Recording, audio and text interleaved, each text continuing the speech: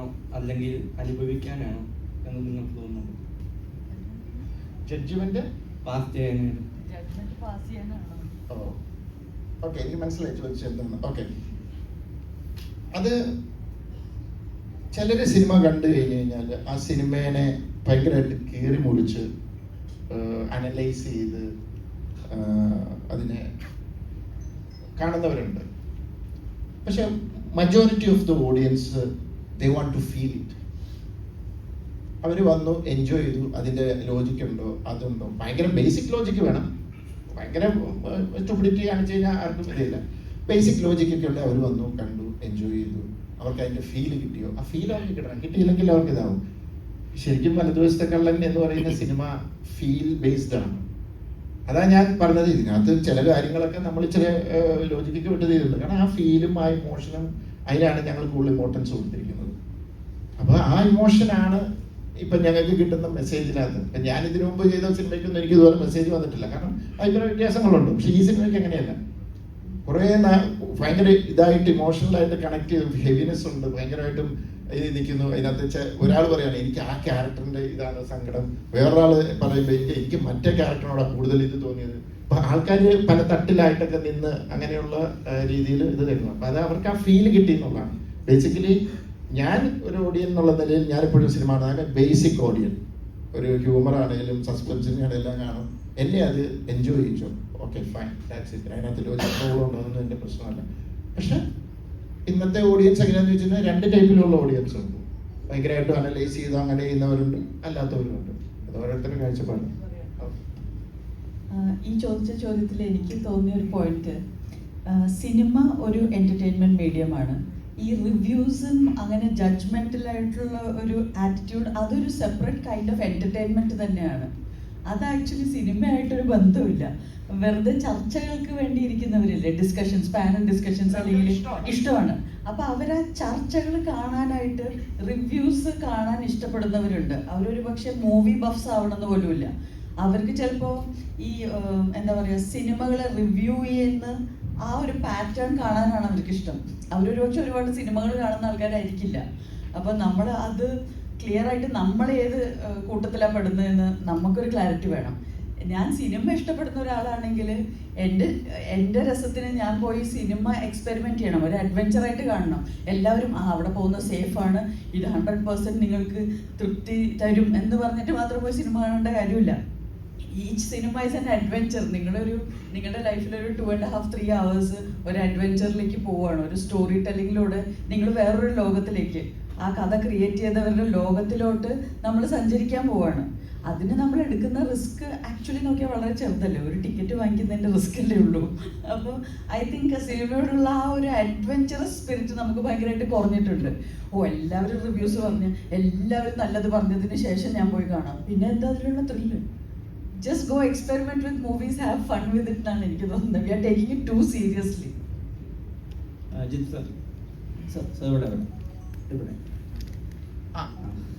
ഈ കൊറിയൻ സിനിമകളിലൊക്കെ ഉള്ള ഒരു കൈൻഡ് ഓഫ് റിവെഞ്ച് ഉണ്ടല്ലോ. അതായത് വില്ലൻ നായകന് അല്ലെങ്കിൽ നായകൻ വില്ലനെ അവസാനിപ്പിക്കുക എന്നതിലപ്പുറത്തേക്ക് കൂടി പ്രതികാരത്തെ വേറെ രീതിയിൽ ലൈൻസ് ബ്ലേഡ് ആക്കിയിട്ട് അവതരിപ്പിക്കുക എന്നുള്ള ഒരു രീതി ഉണ്ടല്ലോ. അതുപോലെ ഒരു ഏരിയ ഇവിടെ വലതുവശത്തെ കളെല്ലാം അറ്റംപ്റ്റ് ചെയ്തിട്ടുണ്ട് ടുവേർഡ്സ് ക്ലൈമാക്സ് ഒക്കെ.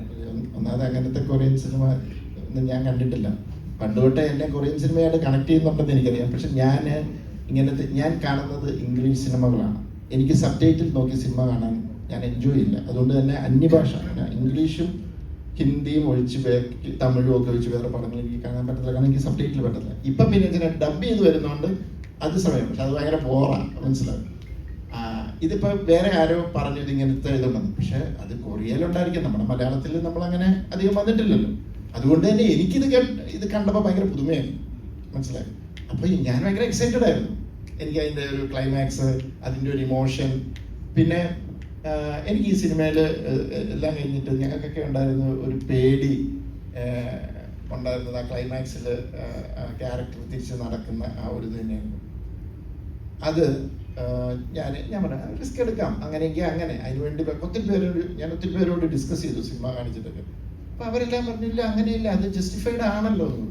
പക്ഷെ എനിക്ക് ഭയങ്കര ഒരു സന്തോഷം വെച്ച് കഴിഞ്ഞാൽ കുറേ പേര് വിളിച്ചിട്ട് ഇങ്ങനെ മെസ്സേജൊക്കെ അയച്ചപ്പം ഞാൻ അവരോട് എടുത്ത് ചോദിച്ചപ്പോൾ അവർ പറഞ്ഞു, സാറേ ഭയങ്കര ഹെവിനെസ് ആണ്, പക്ഷെ അതാണ് എൻ്റെ ശരി, അതാണ് എൻ്റെ ശരി എന്ന് പറഞ്ഞപ്പോൾ ഓക്കെ.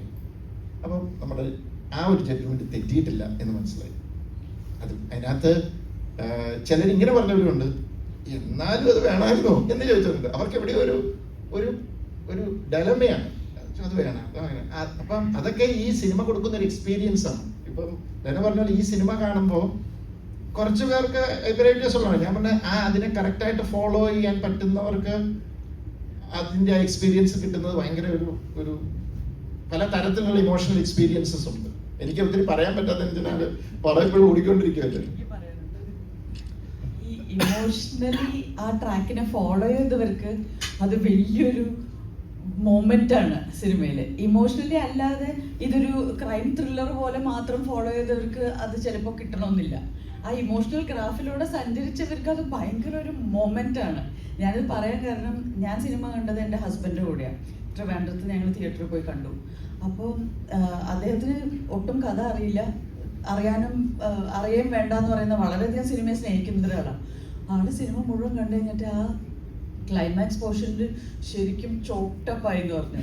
എന്നുവെച്ചാൽ it's so deep, there are so many layers to that എന്ന് പറഞ്ഞിട്ട്.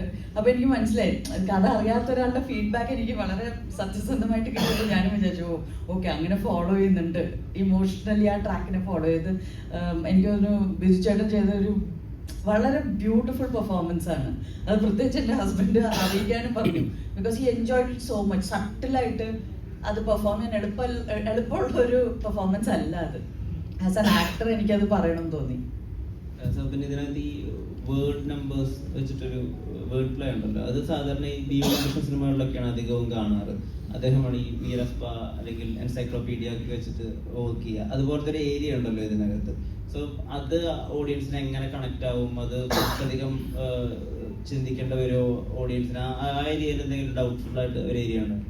ആ ഏരിയ എന്ന് വെച്ചാൽ സെക്കൻഡ് ഹാഫിൽ മൊത്തത്തിൽ ഇപ്പൊ ഇതിനകത്തൊരു ഇതുണ്ട്, കുറച്ച് പേർക്ക് സിനിമ ഇഷ്ടപ്പെടും, ചിലർ പറയുന്നുണ്ട് ചില കാര്യങ്ങൾ മനസ്സിലായില്ല, കിട്ടിയില്ല എന്ന് പറയുന്നുണ്ട്.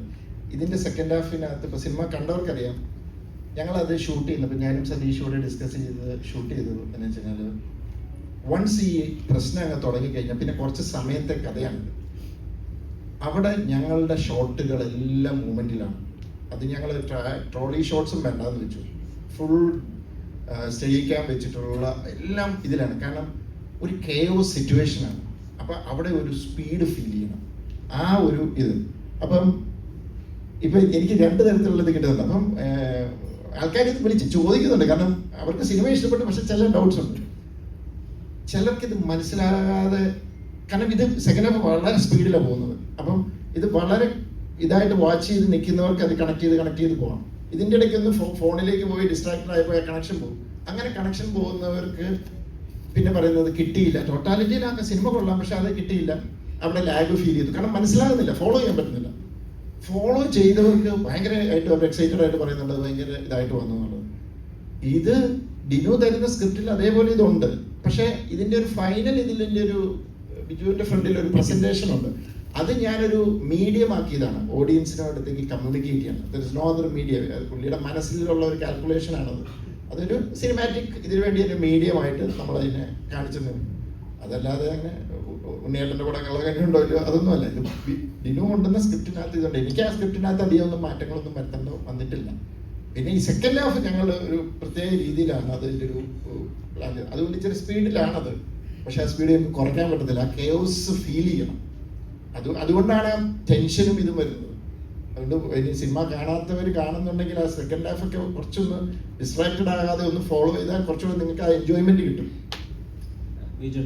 ഇപ്പോൾ വാർഷിക പദ്ധതി പോലെ വർഷത്തിലൊരു പോലീസ് വേഷമെങ്കിലും വരുന്നുണ്ടല്ലോ, അതിൽ വ്യത്യസ്തത കണ്ടെത്തുക വളരെ പ്രയാസമാണ്. ഇപ്പം ഇതിനകത്ത് അയാൾക്ക് പണത്തിനോടുള്ള കൊതി, തലവന്റെ സിസ്റ്റത്തിനകത്ത് തന്നെ നിൽക്കാനുള്ള ഒരു ശ്രമം, അങ്ങനെ ഓരോന്നിലും എന്തെങ്കിലും വ്യത്യസ്തമായിട്ട് കണ്ടുപിടിക്കണമല്ലോ. ഇത് എത്രമാത്രം ശ്രമകരമാണ് ഒരു പുതിയ പോലീസുകാരുടെ മനസ്സിൽ രൂപപ്പെടുത്തിയെടുക്കുക? നല്ല ശ്രമകരമാണ് ആക്ച്വലി. ഞാൻ ഒരുപാട് പോലീസ് ക്യാരക്ടേഴ്സ് ഒരുപാട് വരുന്നുണ്ട്. നമുക്ക് കുറച്ച് മടുപ്പുണ്ടെന്ന് തന്നെ പറയാം. അതിൽ നിന്ന് ബെറ്ററായിട്ട് സെലക്ട് ചെയ്യാൻ ഒരു സിനിമ കഴിയുമ്പോൾ നമ്മളൊരു പെർഫോമൻസ് ഒരു ആക്ടർ എന്ന രീതിയിൽ ഒരു ബെറ്റർമെന്റ് ഉണ്ടാകാൻ വേണ്ടി ഒരു ക്യാരക്ടർ പെർഫോം ചെയ്യാൻ സ്കോപ്പ് ഉണ്ടോ എന്ന് നോക്കുന്നു. ഈ സിനിമ അത്തരത്തിൽ എനിക്കൊരു സേഫ് ഏരിയ ആയിരുന്നു. കാരണം ജിത്തുവിൻ്റെ ഡയറക്ഷനിൽ എനിക്ക് പെർഫോം ചെയ്യാൻ നല്ല സ്കോപ്പുള്ള ഒരു ക്യാരക്ടറായിട്ട് എനിക്ക് ഫീൽ ചെയ്തു. പിന്നെ സേഫ് ആയിട്ടുള്ളൊരു സബ്ജക്റ്റ്, ഇപ്പം ജോജു മറ്റു ആർട്ടിസ്റ്റുകളും എല്ലാം ഉണ്ട്. ആ രീതിയിൽ വേറൊരു നെഗറ്റീവ് ഷെയ്ഡ് ഉണ്ട് ഈ ക്യാരക്ടറിന്. ഒരുപാട് ഇമോഷണൽ, ഒരുപാട് തലങ്ങളിൽ കൂടി നമുക്ക് ആക്ടർ എന്നില്ല പരീക്ഷണം നടത്താനുള്ള ഏരിയകളുണ്ട്. എനിക്ക് പറ്റുന്ന സ്കോപ്പ് ഉണ്ട്. ആ രീതിയിലാണ് സെലക്ട് ചെയ്യുന്നത്. ഇപ്പോൾ വനിതാ പോലീസും കൂടി ഉണ്ട്. ഈ നെഗറ്റീവ് ഷെയ്ഡ്സ് എൻജോയ് ചെയ്യുന്നുണ്ടോ? അത് അതിനെ കുറിച്ചുകൂടി സ്വാതന്ത്ര്യം കിട്ടുന്ന പോലെ തോന്നുന്നുണ്ടോ? എനിക്കിഷ്ടമാണ് ആക്ച്വലി ചെയ്യാൻ, വളരെ ഇഷ്ടമാണ്. അത് പെർഫോം ചെയ്യാൻ സ്കോപ്പ് കൂടുതൽ അവിടെ. മറ്റേ നമുക്ക് കുറച്ച് റെസ്ട്രിക്ഷൻ ഉണ്ടായിരുന്നു. ഒരു ഹീറോ എന്നൊക്കെ പറയുമ്പോൾ കുറച്ച് എവിടെയെങ്കിലും നമ്മളെ കിട്ടിയിടേണ്ടി വരും. ചുറ്റുപാടുകളില്ലാതെ നമുക്ക് കൊണ്ടുപോകുന്നു, അടിയിൽ രക്ഷപ്പെട്ടു പോകുന്നു. നെഗറ്റീവ് ഷെയ്ഡ്സ് സട്ടിലിറ്റി ഉണ്ടല്ലോ ഇതിനകത്ത്. അയാൾക്ക് ഒരു പ്രത്യേക കാര്യത്തിനുള്ള ഒരു ആർത്തി കാണിക്കുന്ന സട്ടിലിറ്റി ഉള്ള ഒരുപാട് പോർഷൻസ് ഉണ്ട് ഫ്ലാഷ് ബാക്കിലും ഇൻട്രൊഡക്ഷൻ സീൻ തന്നെ അങ്ങനെയാണ്. അപ്പം അവിടെ എന്തായിരുന്നു കമ്മ്യൂണിക്കേഷൻ? ഇയാളെ എങ്ങനെ ഇയാൾക്ക് ഒരു കാര്യത്തിനുള്ള ഒരു കൊതി എങ്ങനെ കാണിക്കണം, അതെങ്ങനെ കമ്മ്യൂണിക്കേറ്റ് ആവണമെന്നായിരുന്നു ഒരു ഡിസ്കഷൻ. അപ്പോൾ ഡിനോ എഴുതിയിട്ടുള്ള പോലെ തന്നെ ജിത്തുമായിട്ട് നമ്മൾ ഓരോ സീൻ നമ്മൾ സംസാരിക്കില്ല. അപ്പോൾ നമ്മൾ ഇപ്പോൾ ആദ്യം ഈ സീൻ എടുക്കുമ്പോൾ തന്നെ എനിക്ക് സ്റ്റോറിൽ എടുത്തത് ആ സീൻസ് തന്നെയായിരുന്നു. എടുത്തപ്പോൾ നമ്മളതിൽ എവിടെയൊക്കെയോ എവിഡൻ്റ് ആയിട്ട് തോന്നും ഇയാൾക്ക് ഒരു ഷെയ്ഡ് ഉണ്ടെന്ന് തോന്നും. അപ്പം അങ്ങനെ പോണോ ജിത്തു, നമ്മളത് ഒളിച്ചു വെച്ചിട്ട് പിന്നെ റിവീലായാൽ മതി. ജിത്തുവിന് കിട്ടുന്നത് കിട്ടിപ്പോയിക്കോട്ടെ. അപ്പം നമ്മൾ തുടക്കത്തിൽ അങ്ങനെ തന്നെയാണ് ആന്റണി എസ്റ്റാബ്ലിഷ് ചെയ്യുന്നതും കൊണ്ടുപോകുന്നതും. ആ ഒരു ചെറിയൊരു കറപ്ഷൻ്റെ ഏരിയയൊക്കെ ഉണ്ട്, കറക്ഷൻ്റെ ഏരിയയൊക്കെ ഉണ്ട്. ആ രീതിയിലാണെന്നൊക്കെ ഓരോ സീനിന് മുമ്പ്. കാരണം ഇത് കുറച്ച് റിസ്ക് ഉണ്ടായിരുന്നു ഷൂട്ട് ചെയ്യാനൊക്കെ. കാരണം ഈ ചെറിയ ടൈം ബാറിൻ്റെ ഉള്ളിൽ നടക്കുന്ന ഒരു സ്റ്റോറി ആയതുകൊണ്ട് പാളിക്കുവാൻ വളരെ ചാൻസുകൾ. കാരണം നമ്മൾ പല ദിവസങ്ങളിലും പല സമയത്തും ഷൂട്ട് ചെയ്യുന്നുണ്ട്. ഈ കണ്ടിന്യൂറ്റി നമുക്ക് വലിയ ബുദ്ധിമുട്ടാണ് അത് മെയിൻറ്റെയിൻ ചെയ്യാനായിട്ട്. നമ്മൾ വന്നൊരു സ്പീഡും ഒക്കെ മാനേജ് ചെയ്യാൻ ഭയങ്കര ബുദ്ധിമുട്ട്. അപ്പോൾ നമ്മുടെ ഏരിയ ഇപ്പോൾ ഓരോ സീനിന് മുമ്പ് ഡിസ്കസ് ചെയ്യും നമ്മളിത് എങ്ങനെയായിരിക്കണം, ഇവിടെ കുറച്ചും കൂടെ ഓപ്പൺ ആയിട്ട് ചെയ്യണം, അത് കുറച്ചും കൂടെ സെറ്റിലായിട്ട് ചെയ്യണം, എല്ലാം ടീം വർക്ക് ഡിസ്കഷനിൽ പോകുന്നതാണ്. ഇത്തരം സബ്ജക്ട്സ് എങ്ങനെ ഹാൻഡിൽ ചെയ്യാൻ പറ്റും, നമ്മുടെ ജഡ്ജ്മെന്റിൽ കറക്റ്റ് എന്താണെന്ന് ആ രീതിയിൽ പോകുന്നു. പിന്നെ ടോട്ടലി കാണുമ്പോൾ അത് ഓക്കെ ആയിരിക്കുന്ന നമ്മുടെ ഒരു തീരുമാനമാണ്. വർക്കൗട്ട് ആകുന്നു നമ്മൾ വിചാരിക്കണം. വർക്കൗട്ട് ആയ സന്തോഷം. വലിയ കാര്യം പറയുകയാണെന്ന് ഓരോ ഷോട്ട് കഴിഞ്ഞിട്ട് ഒരു ഷോട്ടൊക്കെ കഴിഞ്ഞിട്ട് ഞങ്ങൾ ഒരുമിച്ചിരിക്കുന്ന സമയങ്ങളിൽ വിജയന്റെ ആകെയുള്ള ആശങ്ക എന്ന് പറയുന്നത് കണ്ടിന്യൂറ്റി അത് ഓക്കെ അല്ലടാ, ഈ ഷോട്ടും നമ്മളെ മറ്റേ ഷോട്ടും നേരത്തെ എടുത്തതായിട്ട് മാച്ച് ആവില്ല, കുഴപ്പമില്ലല്ലോ എന്നുള്ള ഭയങ്കരമായ ആശങ്കകൾ എപ്പോഴും ഷെയർ ചെയ്യുന്ന ഒരു സംഭവം ഉണ്ടായിട്ടുണ്ട്. പിന്നെ പോലീസ് ചെയ്യാനുള്ള എടുക്കുന്നതല്ലേ, അച്ഛൻ പോലീസായിരുന്നു. ഒരു സബ്ജക്റ്റിനെ നമുക്ക് കാണുമ്പോൾ പെട്ടെന്ന് മാറ്റം തോന്നി. ഇപ്പോൾ ഒരു പേപ്പർ വെയിറ്റ് ആണെങ്കിൽ പോലും നമ്മൾ പിറ്റേ ദിവസം വേറെ അത് മാറിയിരുന്നാൽ പോലും നിങ്ങൾ കാണുന്ന ഈ 1 മണിക്കൂർ സ്പാനിൻ്റെ ഉള്ളിൽ കാണുമ്പോൾ ഭയങ്കര കണ്ടിന്യൂറ്റി ചിലപ്പോൾ ഫീൽ ചെയ്യാൻ. അപ്പം അങ്ങനത്തെ ടെൻഷൻസ് നമ്മുടെ ആക്ടിങ്ങിലൊക്കെ ഭയങ്കരമായിട്ട് ശ്രദ്ധിക്കായിരുന്നു. എല്ലാവരുടെയും കാര്യം എല്ലാവരും ശ്രദ്ധിക്കുക മാക്സിമം.